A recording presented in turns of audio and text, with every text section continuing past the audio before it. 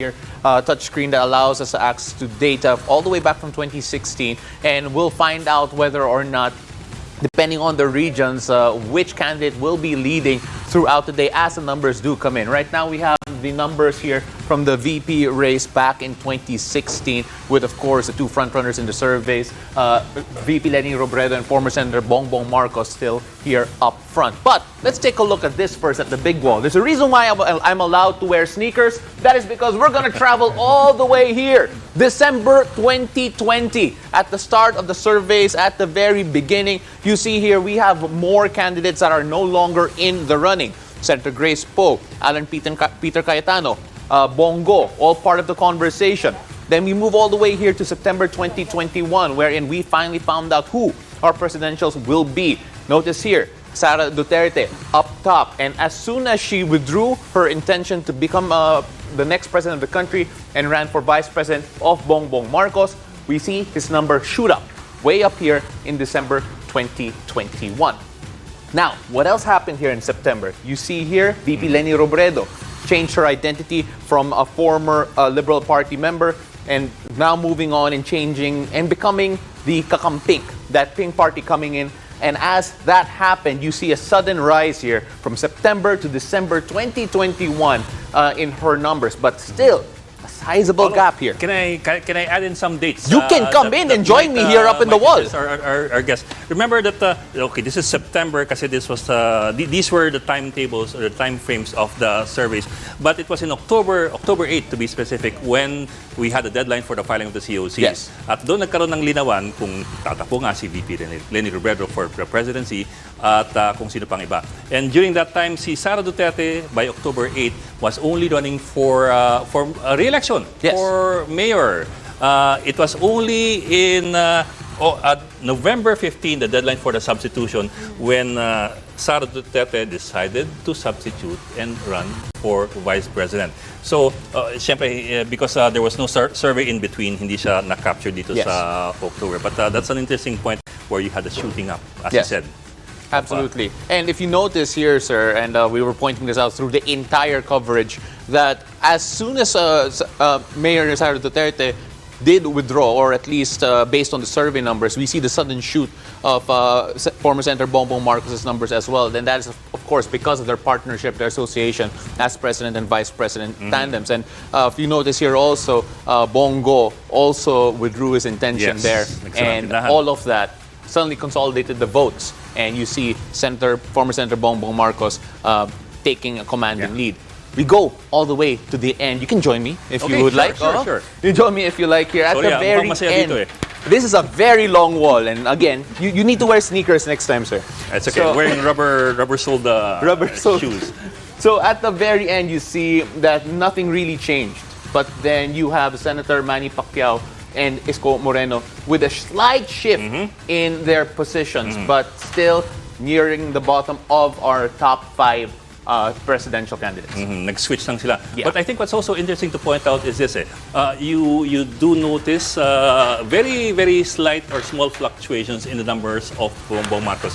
This is despite all the controversies that have been raised against Bongbong Marcos. From the disqualification petitions with the Commission on Elections, and you're talking about several disqualification petitions, as well as yung estate tax liabilities of 23.3 billion in 1991 that is supposed to have blown up to 203 billion by this year.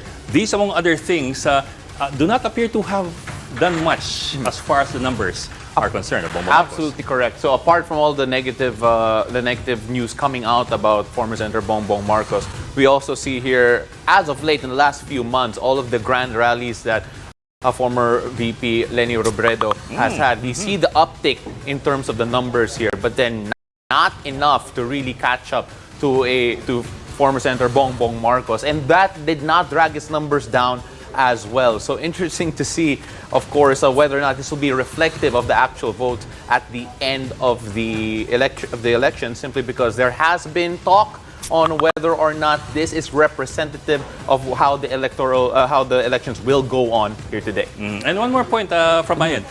You do remember the controversial Manila Pen Easter Sunday press conference of Isko Dumagoso. We see that right here. Yes, that's what we're going to.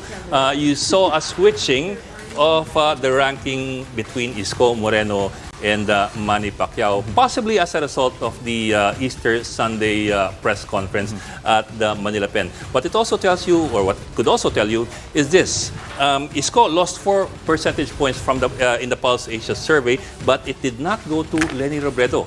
So whatever points that may have been pulled out of Isko Moreno for that press conference went to other people down here. It did not go to Leni Robredo. In fact, I think Leni Robredo went down by 1%. She lost, yes, she lost 1 percentage point in the last survey. It's also interesting to note, of course, we're using the Pulse Asia surveys. If you look at the other surveys as well, they do say there's not much movement between Pacquiao and Isko Moreno in that end. But then, based on the survey we're using right here, you're absolutely correct in saying that possibly that Easter Sunday press conference did do a number on his numbers. Nice to look at the numbers, especially this graphical representation. But you might want to also talk about 2016, the 2016 race, and how things turned out in 2016, how they may turn out. Well, of course, when you look at 2016, a lot of people are talking about which areas were won by VP Leni Robredo, which areas were won by former Senator Bongbong Marcos.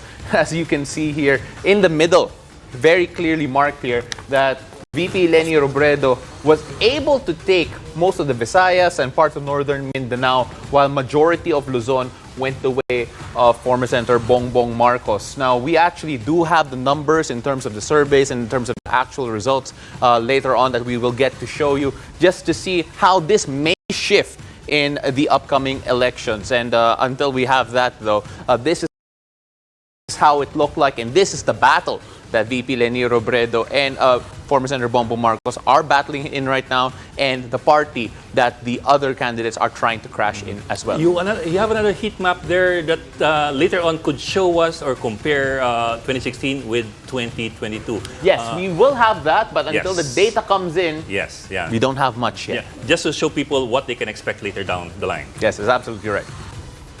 Okay. And to help us make sense of this data, we have a political scientist and author, Richard Heydarian. And we also have Gian Paolo Ines, founding chairman of the San Beda University Political Science Department. Welcome to One News, gentlemen. Pleasure, always a pleasure.